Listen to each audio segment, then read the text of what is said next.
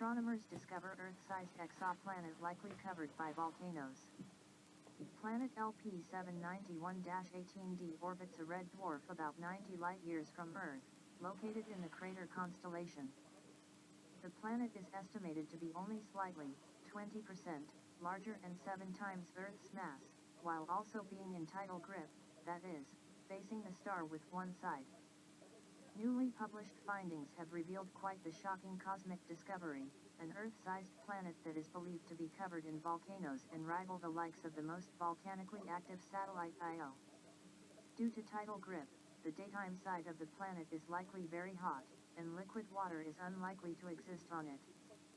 However, analysis has shown that LP791-18d regularly passes close to LP791-18c, a much more massive outer planet, while orbiting the star. A big question in astrobiology, the field that broadly studies the origins of life on Earth and beyond, is if tectonic or volcanic activity is necessary for life, said study co-author Jesse Christensen. In addition to potentially providing an atmosphere, these processes could churn up materials that would otherwise sink down and get trapped in the crust, including those we think are important for life, like carbon. The gravitational interaction of the planets causes the planet's orbit to stretch into an ellipse, causing its interior to be heated by tidal forces. Tidal heating, in turn, is likely to cause regular volcanic eruptions, similar to what happens to Io and other satellites of the giant planets in the solar system. The eruptions are likely to emit gases which can create an atmosphere with a pressure suitable for the existence of liquid water on the night side. The exoplanet was discovered by ground-based telescopes, as well as the Transiting Exoplanet Survey Satellite, TESS, and archived data from the now-defunct Spitzer Space Telescope. China launches world's first trial commercial 5G internetwork roaming. China on Wednesday announced the launch of the world's first commercial 5G internetwork roaming service trial at the Conference of World Telecommunication and Information Society Day, Buddhist, 2023. Buddhist is celebrated every year on May 17. The conference this year was held in Hefei, capital city of East China's Anhui province, with the theme of empowering the least developed countries through information and communication technologies. The first commercial 5G internetwork roaming will be put into trial use in Xinjiang Uyghur Autonomous Region, allowing users to access 5G services of other operators when outside the range of their operator's 5G network. In areas where 5G roaming services are provided, users can use terminals that support 5G roaming without changing their SIM card or phone number, and directly use the 5G roaming service without paying additional fees. Promotes large-scale 5G application, plans for 6G. In the future, China will promote the large-scale application of 5G and the industrial internet, and plan for future industries such as 6G, quantum information, and brain-like intelligence, said Zhang Yunming, Vice Minister of Industry and Information Technology during the conference. The innovative application of 5G and the industrial internet has unique advantages in improving the efficiency of resource allocation and facilitating economic circulation at home and abroad, according to Zhang. The next generation of information and communication technologies has become an important engine for the country's high-quality development, said Zhang. We will deepen the integration of 5G and the industrial internet to support the development of a high-end, intelligent, and green manufacturing industry, he added. 8,000-year-old architectural plans discovered in Jordan and Saudi Arabia. European and Arab archaeologists have discovered 2 ancient architectural plans in Jordan and Saudi Arabia that were drawn on rocks by ancient inhabitants of the Middle East between 8,000 and 9,000 years ago. A team of Arab and European archaeologists led by Remy Crassard, a leading researcher at the University of Lyon, have discovered what is believed to be one of the oldest examples of construction plans by a highly developed civilization. However, while human constructions have modified natural spaces and their surroundings for many millennia, few plans or maps of such human-made structures predate the proto-historic period of the literate civilizations of Mesopotamia and ancient Egypt, officials wrote in their findings. Officials detailed in their study that exceptional discovery of the up to now oldest realistic plans, engraved on stones, of some of these human-made archaeological megatraps, from southeastern Jordan and northern Saudi Arabia, the oldest of which are dated to 9,000 years ago. Researchers made the discovery while examining several ancient desert kites, giant trap-like enclosures built by hunter-gatherer tribes in the Stone Age to capture and slaughter large numbers of animals that migrate or move in big herds. A large number of such structures have been found by archaeologists in recent decades in Syria, Jordan, Saudi Arabia, and elsewhere in the Middle East. Crassard and his colleagues recently began investigating several such animal enclosures that were erected in the vicinity of the Hebel al-Kashabiyah ancient settlement in southeastern Jordan, and Jebel Aziziliyat in northern Saudi Arabia. Both of these sites have attracted the attention of archaeologists because of the anthropomorphic stelae and other decorations found in their area, indicating a high level of cultural development of the inhabitants of these settlements. When scientists studied the vicinity of these ancient sites, they found two monoliths next to the desert kite, with highly unusual rock art depicting sets of lines on them.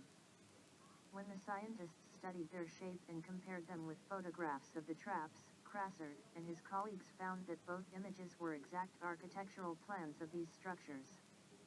Archaeologists have stated these drawings helped ancient builders avoid mistakes in the construction of desert kites, whose large size did not allow the eye to fully grasp the entire trap structure. Given the age of these stelae, it suggests architectural art and the abstract thinking abilities required for it appeared much earlier than scientists had assumed in the past, Crassard and his colleagues summarized.